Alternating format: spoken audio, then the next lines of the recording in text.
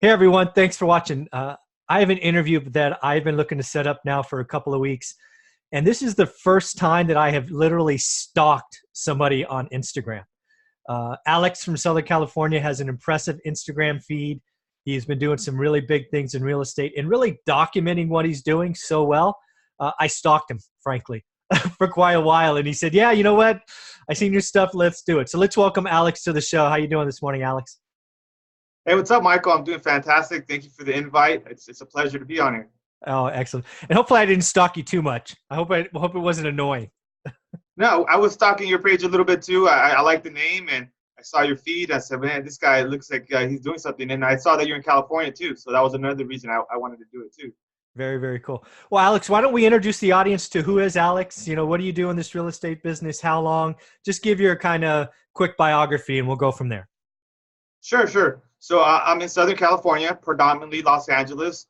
I grew up in the northwest part of Los Angeles in the San Fernando Valley. A lot of people call it the Valley. And so I grew up there, and right now I'm currently mainly fixing and flipping. I've done over 70 flips. I worked with a couple of investment companies, really got to know the ropes there. I have a real estate background because I was an agent before. I did some property management before. I also ran a mortgage company during the heyday. So I kind of saw an up and a significant downturn there too. So, but 2017, I found the real estate investing side of things, and I just went all in. And then this year, I became a full-time investor on my own after having worked with a couple of successful real estate investors, and really, getting to know the success, how to do deals, so right now I'm doing that and also wholesaling a little bit, and then but I'm really the end goal is to focus on rentals and rental portfolios, so I could eventually be financially free. Very, very cool. So much there. Let's make sure we peel it back. So you got your foot in the door. It sounds like right before or during the heyday, I think you used the term. That was weird, right? When you look back on it now, that was an interesting time, right? Like 05 to 08 it was weird, right? Yeah, exactly. And that's the time. I mean, I was working in banking at the time, and then I became a full-time loan officer, and then eventually owned a small mortgage company during that time, right in 2004, all the way to the crash. Okay. So I kind of transitioned from banking into mortgage lending. That's interesting, because I think one of the things that will help you as you go forward is experiencing that crash, because there's nothing like things smooth sailing and up and to the right, and then suddenly the world is different. Nobody gets approved anymore. Nothing appraises. Nobody wants to buy.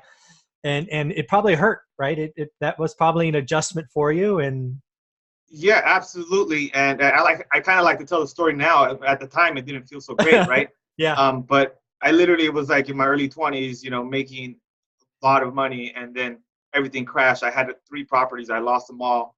Pretty much went back to live with my mom down after everything crashed. And then now I found a way to kind of get back up. So I didn't think it was going to take this long, though. I thought I'd get back up in a couple of years, but it took close to 8-9 years to get back up. So yeah, I think it's going to help out in the future, having seen multiple cycles. Yeah, there's no question. The guys like you and I who've been investing since 03, 04, having seen both experienced and seen others go through that, I think we're going to make better decisions here, because I don't think there's any question. We're at least at close to a peak today in 19. Do you want to call a peak? Who's to say? But we're a lot closer to a peak in 19 than we were in 2010, right? Yeah, absolutely. And I definitely see that too. And so we've begun to take measures to make sure that, hey, anything that we're fixing and flipping, we're not taking on any heavy rehabs.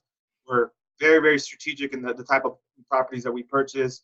And so because I know that correction is coming, and I don't want to get caught in the middle of that again. Bingo. Because there are people like you who have been doing this for 5 years who are going to get crushed because they took on a 6-month rehab, or they wanted to do a master suite edition and they couldn't get the city to approve it. And then the long tail of the hard money, it's just going to eat them alive. So it's a good time. Yeah. I call it a good time to get small, right? Yeah. When it changes. So let's talk about the run up. So, okay, you go back, you move in with mom, you still want to go after this. You join a couple of real estate companies. You've done 70 flips. I mean, do you even remember the first one? Absolutely, I do. You always remember the first one, and there's other ones that stand out, but the first one, Let's go for it. Yeah. yeah. So basically, what happened was that I was transitioning out of a mortgage role, wholesale mortgage, and I really made the decision like, hey, I want to work in full time in real estate investing, but I don't want to go at a loan. I didn't have that much money, and I said, let me find somebody that's doing it. You know, I read a lot, so I know how important it is to get around other people that are doing what you want to do. So what I did is I literally went on Craigslist. I found somebody that was in my local market that was, you know, a small flipper, but he was doing like 20, 30 deals a year and very Whoa. successful. So he was already doing what I wanted to kind of eventually do. So I said, I took a position with him in inside sales. Essentially, I was a telemarketer, man. I mean, Yeah. basically what I did, I was a telemarketer. I took a significant pay cut than what I'm normally used to making because I was working for somebody in the game, what I wanted to play, right? And so I learned a lot, and I worked with him for about a year, and we did about 14 deals during that time. And so, but after about a year or so, I began to realize that my growth had kind of stunted, and our compensation plan it wasn't really what I wanted to be making. And he made it very clear that, hey, this is the position I have for you. If it doesn't work for you, then I understand. And so he was okay with turnover, and you know, he was kind of, you know, like okay with me leaving. So I said, okay, well, I know my value is greater than this, so thank you for all your help. I'm going to move on. And at the time, I had already built up a little bit of an Airbnb, you know, portfolio where I'm subleasing, and then, you know, making some money off of the difference there. And so I had enough to kind of just hold me over in case I wanted to go do it on my own at that point. Or I was actually recruited by a bigger company that was flipping over 200 properties in the LA market, in the Wow. Southern California market. And so I said, oh, this sounds like a better opportunity, or I could learn a lot more here as well. So I ended up actually taking a position there, which was as you know, running the acquisitions of that, you know, kind of that company. But because they had mainly bought properties at foreclosure sale, so now they were going to be buying off market. They were going to be buying off the MLS, and so I came in at a good juncture there. And then for that year and a half, I pretty much just went again all in. I moved close to the office. I just went all in. I mean, worked 7 days a week. You know, just beasted it out. And then you know, my best month, I purchased like 8 properties with them. And then, you know, I was a part equity partner in the deal. So like I had a vested interest. If they lost money, I would lose money. If I, you know, made money, I would make money too. So I really liked that dynamic because I was treating the deals as if it was my own money, because it's hard to do that when it isn't your own money. And then, so at the end of that transition, I pretty much kind of knew what I was doing at that point. I had done enough deals. They weren't going to make me a full partner in the firm, which was okay with me. I understood because they're a very established firm. I said, well, you know, I left, I bowed out gracefully, so to speak, and said, hey, thank you very much again for the opportunity. I left on great terms. You know, I can wholesale them deals if I like. And I still have a portfolio of about 14 properties that are actually still actively being flipped. But I just don't have an active role anymore because I acquired them. And now, you know, once those flip out, then, you know, essentially I'm going to get paid on them. Yeah. Wow. You just went through so much there. I just want to make sure people realize what you did. So you knew what you wanted to do, which meant you left your wholesale mortgage company to join a small firm, took a pay cut. Didn't feel good, I'm sure. But you traded the money for experience, right? You absorbed everything you could in that first year. I took so many notes. I'm going to go back to my notes. Yeah, you bowed out of that first year. Then you also said something that was interesting. Is one of the things you'd built up over that is you'd done some subleasing with Airbnb. Just make sure people know what that means, right? I think what it means is you would go find a vacancy somewhere, rent it from a landlord. Then you would move furniture in, right? Because you have to do Airbnb's furnished. And then you would put it up on Airbnb, either you or some other super host would manage it. And then you would collect the spread, right? Correct. Right. And then you would live off that would be cash flow, right? Whatever the net of that is for you. So that's living expenses. Then you found the opportunity to go to a bigger, more established company, got equity positions in deals, started treating it like your money. Best was eight deals in a month was the best you did. Yeah. Awesome. And you were busting your butt. You were working 7 days a week. I mean, there's so many things in there that you went through that people just need to realize, right? It takes hustle, right? And experience and all of that. So I also like to say that if I would have followed the rules or followed what everybody told me to do, including some of these mentors, I wouldn't be at where I'm at today. But I was, again, all in.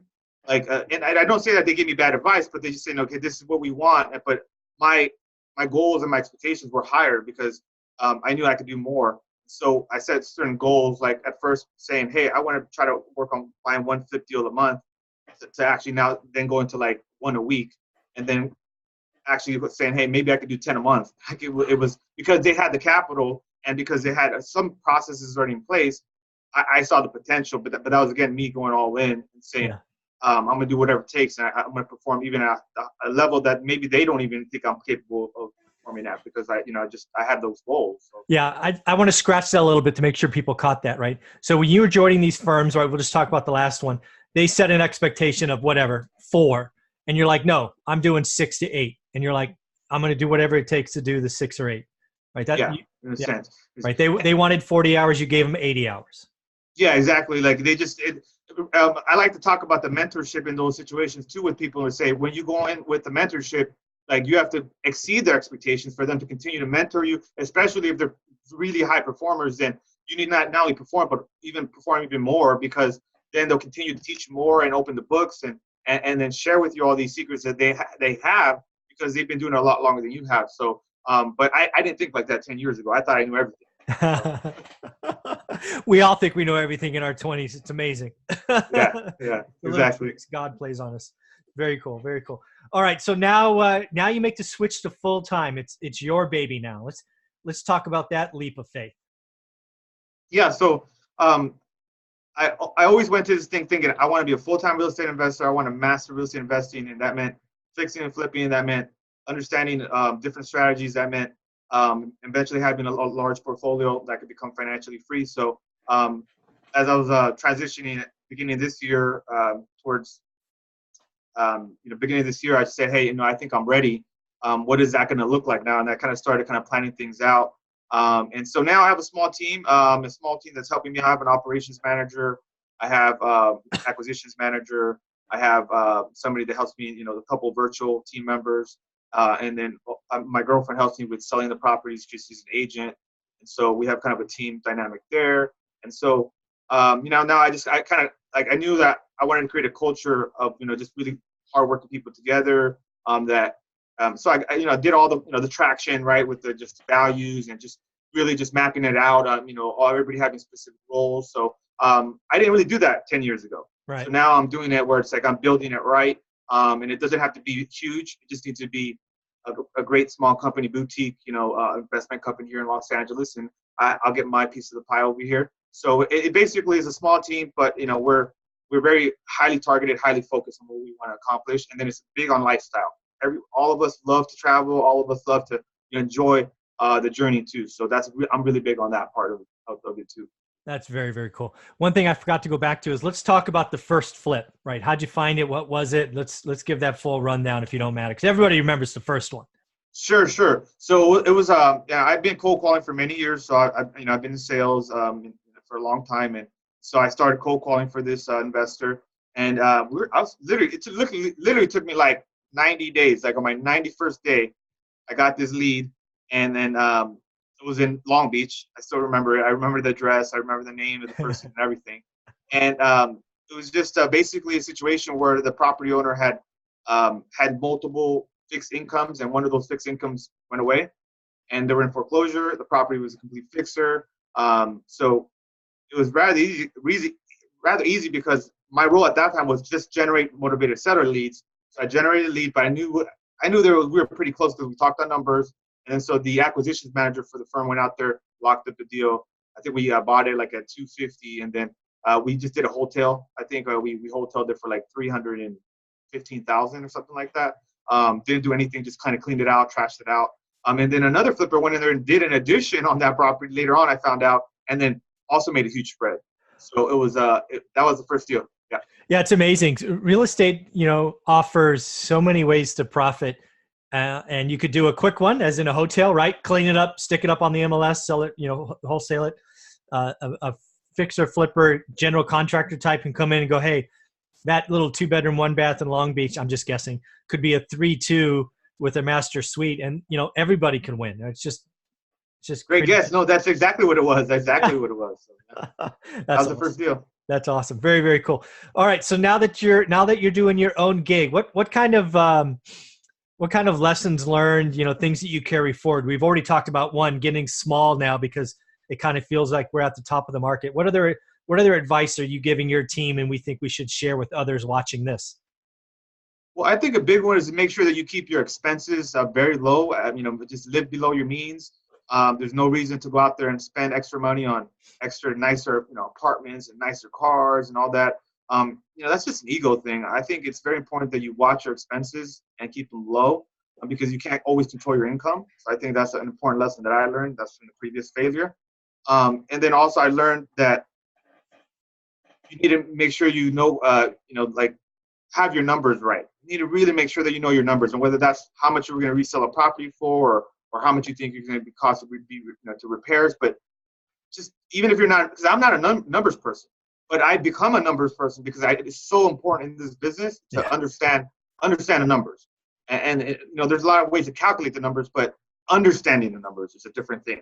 Yeah. So I think that's important. And then make sure you're around a group of people that you guys have very similar goals, because with all due respect to the other companies I worked at, I just felt that they could have been even greater had they worked a little bit more on the culture, right? On the people, on everybody, because this is a field that can be a little bit fickle. A lot of people are disloyal. A lot of people will just, leave one place to another. And I truly wanted to make it work for the long term for either place. But I think you have to really focus on your people, make sure everybody's happy, everybody's in the right seat, everybody's in the right role. Otherwise, it's just you get a lot of inefficiencies, and you don't produce at a level that you could. Yeah, I think there's a couple of things you're sort of saying there, and these are my words, not yours. So if anybody's watching this, blame me for this. But this is a business, especially if you're building a company such as yourself now and you joined others, where training is a big part of it, right? The first, 30, 90, 180 days, that's investment you're making. However, there is, there's no loyalty, right? Once they're trained up, they could go, quote unquote, hang their own shingle and be their own shop. So the answer to that is culture, and treating them and trying to make it as much as a family or whatever you want, whatever that thing is for you. I do think culture is important. So talk about some things you're doing with culture, because you mentioned it up front. I want to make sure I hit it in your company. Travel is important and all of those things. What are you doing to make sure culture is a positive? Well, first of all, we use the philosophy, you might have heard it, which is we hire slow, fire fast. Yep. Right. Where, we really try to get to know people that we're going to bring on board. For us, we can always teach, you can teach certain things, but if they don't fit like the environment or the kind of the workflow and what the work environment is going to look like, then it's just going to be toxic, or just not. You're not going to all get along. And in this journey with these deals where they go up and down, and there's this roller coaster, I'm sure you want to be in that game with somebody that you're going to somewhat you're going to get along with. Otherwise, it's going to be hard. So I do a couple things. So I try to spend time with my team in other places outside the office. Right.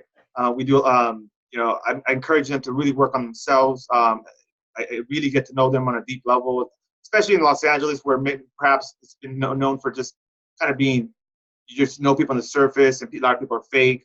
I think there is certain truth to that. Not all the way true, but there is some there. And so I really like to go deep with my team and know them as people, so I can see what their challenges are, because they're going through other challenges that I'm not going through sometimes. And I think just that's something that I wanted. I'm just doing something that I wanted, that when I was, as the acquisitions person, I was like, hey, how come nobody's taking me to lunch? No one's, asking like how my day is going. Like I'm crushing it here. Like, what am I, chopped liver? So I think that's something like, so I'm treating people the way I would have wanted to be treated while I was in this journey with the real estate investing, because it's all about the numbers. It's all about getting deals. And then we figured out, hey, this is still a people business, making sure we're taking care of our clients. We're making sure that we're all ethical, making sure that we get along. We know that it's not going to be all, rainbows and unicorns, is that we right? But if we get along and then we all have the same vision, we all have the same kind of similar goals, then it's a lot easier for us to celebrate the wins and then, not get too down with all the losses and all the challenges. That's awesome. That's great advice. And that just shows your leadership style, which should be applauded. So good for you. I'm curious, now that you're running your shop, you're sitting above it all. What are you doing today to kind of feed the funnel, right? Are you doing mailers and cold calling or texting, or what's your kind of, how are you kind of feeding the funnel, if you will? Yeah, sure. So we're very targeted when it comes to like direct mail. So we don't send a lot of direct mail, but we're very, very specific on who we send to, and property types and type of property owners, specific areas. And we're doing a little bit of the texting right now. That's kind of still in its infancy stage, so we're working on that, ramping that up. We do some internet advertising, so we do some of that.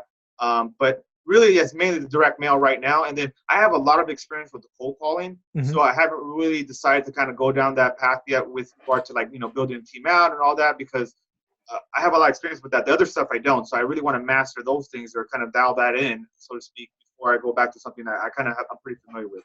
Very, very cool. So just so I get a feeling for scale, when you say very, very targeted, are we talking hundreds a week, thousands a week, tens of? Yeah, well, we send typically about 1,000 to 2,000 mailers a week. Okay. But again, to a very targeted list. Yeah, that's pretty small for LA, I'm guessing. LA. Yeah, exactly. And we don't send like the typical postcards. Like I mean, our stuff is very specialized and personalized. Oh, very, very cool. All right. So then, so you've been doing a bunch of wholesaling and flipping. When you look at your business in 19, what is it? It's almost September. Can you believe that already? Gosh, what's the first, is it 8 months, 9 months, 8 months? What's the first 8 months been like for you? Is it mainly flips or wholesales, or what's the first? Well, it's still at about 90% like flips, because I do have a crew, a project manager that is really good at what they do. Yeah. And then, you know, we don't tend to take on anything heavy anyway. But I was still technically working at that, you know, other company up until, you know, close to the middle of this year. Oh, God. I'm sorry. So it's still somewhat recent, but and like I mentioned before, I still have a portfolio with them. Yep. So it's mainly like now, like it's just kind of been building and then making the teams right, make sure the team's right, and then just doing a couple deals a month. Cool. But down the road, we definitely want to scale that to, you know, to the 50 or 40 to 50 mark, one a week or so. 40 to 50 deals a week? A year. Oh, a year. sorry. So, I was like, whoa. No, a year. So like, one a week, or that's kind of the end goal. But I mean, ultimately, Michael, again, it's really, I love this business, but I want the income to go into the rental portfolio down the road. So that's why I'm building it. So that way I have also the marketing kind of dialed in, so that way I could kind of change the channel to like small multifamily. It's just, you know, how it is in LA, man. The prices are crazy. So it's I mean, you know, if I could find anything under $200,000 a door, like, that's a deal. And in other places, I mean, it's like, you know, the whole building. So we got to talk, man, about your market, dude. Yeah, I could buy a duplex for $200K, no problem. That's crazy. All right, so let's hit this a little bit, because I think people need to hear it. You can make a great income wholesaling or flipping, but it's active. It's active income. It's the highest taxed. It is a job. What you're looking to do is to take the pile of your skill of active income and transition into wealth preservation, right? That's how Absolutely. Yeah, and that's one of the reasons that I was like, oh yeah, I'd love to be on your show, because even though you know, I specialize in flipping, I mean, the end goal is financial freedom, which is being able to do whatever you want, whenever you want, with who you want, right? Yeah. And so the only way to kind of do that is to have the more passive income, and it's not like you're going to sell a flipping company, you know? Yeah. Like, you're not going to do that. Yeah. Or who's going to buy that, right? But then, so what do you get? You need to have some type of, you know, wealth. So I got I got 3 doors, but I'm working on purchasing more. But again, I'd like to try to keep it in the LA or Southern California if I can. Sure. There's some kind of areas that I might be able to get something relatively. I can still kind of self-manage, I guess, in the meantime. But ultimately, yeah, I'd like to have a portfolio where it provides, you know, financial freedom. So that's awesome. So let's talk about one of your rental properties. What you have 3 doors. Let's talk about one of them. Yeah. So I purchased a single family, and I turned it into a duplex. Okay. So yeah, I converted it. I'm in the process of converting it legally, but it's already moving forward, and so I'm already generating Airbnb income out of that property right now. So it's pretty much paying for itself right now and providing a little bit of income. So kind of like, I guess, a house hack, because I live in the property. I also Airbnb at the property, and also my office is on property. So kind of like, it's all in one. It's a nice sized property too. So that's the one that kind of comes to mind, because it's really it's a hybrid of the house hacking, because if you have an office and you have income, and also you have to use most of the property, like, that's win-win. That's great.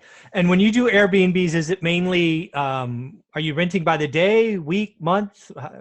How do you treat Airbnb? Well, I have a 2-day minimum, because I don't like people to come just for one night. But generally, people I found are staying between about 3 to 5 nights generally, but then you also have those long-term stays that are staying for a couple of weeks. Yeah. So yeah, it just kind of varies. But what's your average? Because I don't have any Airbnb, so these might be silly questions. What's your average? Is it occupancy per month? Is that how you would ask the question? How many days a month? yeah, yeah. So that's a great question because it is cyclical. I think a lot of people don't understand this. It is, in certain times, more people are going to be coming for more reasons. So Hmm. in the summertime, and more people are coming for vacation or whatnot. In the wintertime, it kind of slows down a little bit. So I would say if it was over the year, I would say it's like 80 in the 80s, in the mid to high 80s, or Okay. somewhere in the mid 80s overall. But during peak season, it's like at 100%. Okay. Because but overall, and then there are some slower months, but it's always generally a lot of people come to LA for vacation, for work, for all different types of reasons. So Right. yeah. Very, very cool. And then are your other two Airbnbs as well, or are they month to month? Your other rentals, your doors? Oh, yeah, there are also Airbnbs as well. Okay. So is that what you see your vision going forward? Is you're going to be adding Airbnbs going forward, you think? Not necessarily. I'm not really looking to scale that. Okay. It's going to be more traditional kind of rentals. It's been one of the things I was full time doing Airbnb a couple years back. Kind of at the time I was also doing the wholesale mortgage, and then I kind of got rid of units because you'll lease them for a year, you'll have something worked out with the owner, but then after that year, it's up to you. Like, hey, do you want to continue this? Because it is management intensive, so it is work. Although my virtual assistant does kind of help out with some of it. It's still work, and then there's still capital that needs to be invested, and then there's still that type of management. So I'm going to transition to doing more full-time, long-term rentals, but also they're introducing regulation in Los Angeles with Airbnb at the end of the year, so that kind of modifies the numbers. Yeah, that's where I was going. Is that seems to be happening in lots of different markets, where the heavy hand of government's coming in and kind of putting in regulations. And yeah, it's going to be interesting to see how Airbnb evolves over the next 2 to 3 years in all markets. So yeah, it's I've seen the transition because I started using Airbnb as a guest in 2010, and I started doing some form of hosting in 2014, 15. So I've seen definitely a transition over that time. But I was an early adopter. But it's interesting to see what's going to happen. very, very cool. All right, so as we sort of look out forward now, let's take our lens and look through the rest of this year and maybe into 2020. Where do you see where do you see your business, Alex? Are you doing that couple of deals a week yet, or one a week, or where do you kind of see it evolving? Well, the great question. And so we do have a plan on we're steadily growing. Mm-hmm. I'd say by next year we'd really like to be at that 30 to 40 deals a year. Okay. Hopefully I'm able to keep at least 10% of that, right? Oh, cool. 1, 2 of those I'd like to keep. So we're going to be focusing also in buying a fourplex this year. So I want to buy a fourplex. Not this year, but closer more towards next year. Sure. But that's kind of like the goal, like at least acquire like one small multifamily annually, potentially 2, and then get to close to 1 deal a week. And I would imagine, I don't know all the numbers yet, but I would imagine, and my goal is to be somewhere probably in the middle of like 50-50 with wholesale and flipping, because with flipping you get other animals where you need more capital, you need more resources, and so I'm really good at acquisitions. I know that I'll be able to find deals that potentially that I'm not interested in flipping, and I'm going to leave enough meat on the bone, because I worked with a lot of wholesalers when I was working in with other companies, so I saw a lot of bad wholesalers. I saw a lot of people that just didn't really see the win-win. One of our core values is win-win. So we gotta make sure it's a win-win mindset. And I saw a lot of wholesalers not kind of acting that way. So I feel like if I was wholesaling deals, I'm gonna do it better than what I saw other people doing it. Very, very cool. Yeah. Something I noted down you said twice now is you don't tackle big or heavy flips, I think we call them. Just so the audience knows what we mean by heavy. Is that room additions? Is that roofs? Is that wiring? I mean, what is heavy? Well, in Los Angeles, at least for my market, there's some properties that, like, for example, for us, we don't really want to take on projects that are typically like 50, 60,000 or greater. Oh, okay. So, something of that scope, we're just not interested in tying up money for that long and doing that type of project. So we don't really do any additions. We're not doing any new construction, any of that. it's mainly just cosmetic, rehabs. And if you Okay. need to change a wall or two, we'll do stuff like that. But we're not going to take on something that's going to require, 4 or 5 months to rehab, and then we're in the middle of the correction, and then so I also recommend other new investors, new flippers, like they just stay away from heavy rehabs, things that are a little bit, that they just seeing so many flips, Michael. I saw the ones that lost money. Typically, the ones that are the heavy rehabs. Those are Yeah. the ones that have the highest likelihood of turning into a loss or breaking even or not making that much, and then you spend a ton of time and energy and money into that deal. It just doesn't make sense. Yeah, I totally get it. Well, hey, I'd be a fool if I didn't ask about your incredible social media strategy. Again, I saw you on Instagram, followed you for a while. I mean, what is Instagram for you in the seller? Is it simply marketing out? Is it attracting leads? I mean, how does Instagram work for you? Because you're amazing at it. Oh, thank you, thank you. Well, I use Instagram because each. Have you ever heard that term, like the medium is a message? I think it's like a marketing Yeah. type term, Okay. Yeah. right? So for me, Instagram, my core audience is younger people that are younger than me that are kind of looking kind of at flipping in my market. That's the kind of the audience I'm kind of like trying to Okay. share with, because uh, with Facebook it's different. The demographics of my Facebook is different than demographics of Instagram. So I think you have to understand what audience are you trying to reach in that specific medium. And for me, Instagram has been like just kind of showing the story to maybe potentially some people out there that are starting out or they're new to the business, or I want to help them avoid any mistakes I did make, because I don't want it to sound like I knew everything I was doing, that everything went smooth, because as you know, you can't do a volume of deals unless, a lot of things go wrong too. Yeah. So I try to teach a lot of the stuff that does, because I just feel like there's a lot of gurus out there too that are promoting things to just be easy. And I get it. They're trying to get clicks. They're trying to get, attendees and all that. But I really like to just share with people like the good, the bad, the ugly. Yeah. So they kind of see the business as a whole. And I mean, I enjoy what I'm doing, so I kind of have fun doing it too. So Yeah. I think that reflects a little bit. And so I track people that kind of reflect my genuineness, to my kind of like, I guess, self-deprecating kind of style sometimes, or how, this is who I am. I'm extroverted, and I like what I'm doing. So check out my journey. If you want to check it out, you are going to get some value. That's kind of my Instagram strategy, and then the other mediums are obviously a little bit different. Yeah, I'm guessing, and again, this is a pure guess. I'm guessing you've probably attracted employees, probably at least, maybe some wholesalers, people feeding you leads from your Instagram. I actually did. I actually got somebody that I'm working with now, and somebody that I've done some deals with as well. Yeah. And they both hit that kind of demographic or that audience. So I went to this mastermind recently, and with Brandon Turner and some of those guys over there in Hawaii, and they also helped me kind of. There was somebody there that had a big Instagram following that was an investor. A couple people there. Shout out to my guy, Future Flipper, all-star investor in Vegas, and also investor Brit up in Canada, because they both helped me improve my strategy on Instagram, where they basically said, hey, number one, just post stuff that you feel you would want to have heard, when you first started out, kind of like advice to your old self. Yeah. And the other one was like, don't post anything unless you think that someone can take action or really get some type of value from it.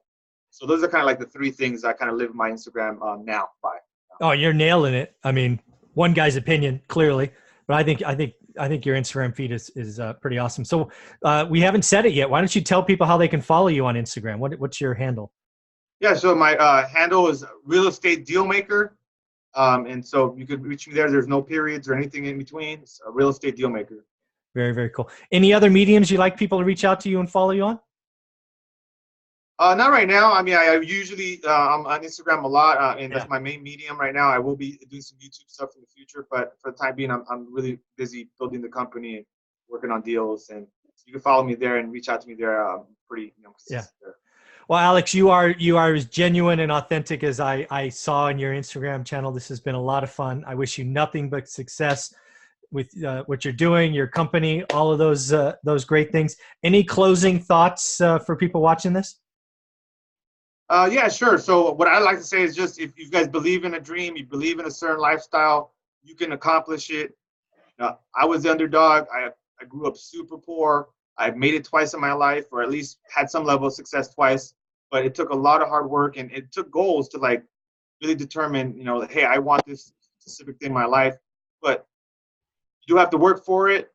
You do have to have some type of interest or inside of that, and make sure you just focus on having a great group of people around you, because it's going to be a tough journey. So your support network and the people around you are extremely important. So just make sure that you pick those people very carefully. I couldn't have said it better. With that, we will close the show. Thank you, Alex. This was very, very good. Thank you, buddy. Thank you, Michael.